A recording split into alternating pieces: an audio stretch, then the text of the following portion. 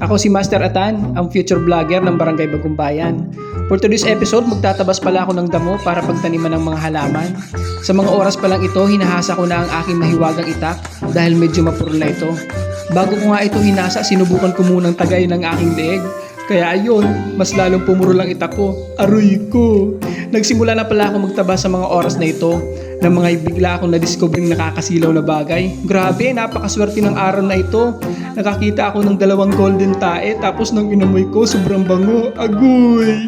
Sabi ng matatanda, swerte daw dahil pag nakakita ka daw nito, siguradong may nakabaon na kayamanan. Kaya naman, nagpatuloy na ako sa paggamit ng pala. Nagbabaka sakaling makahukay ng kayamanan, yun nga lang, puro bato ang ibabaw nito, kaya ako nahirapan. At ayun na nga, natapos na din ang pagtatabas. Ready na ito para pagtaniman. Shoutout nga pala sa iyo, Brother Rusty ng Arca South. Shoutout din pala sa aking pamangkin na si Junod Chopi sa Chris. Hanggang dito na lang aking vlog. Maraming salamat sa panonood. Babu!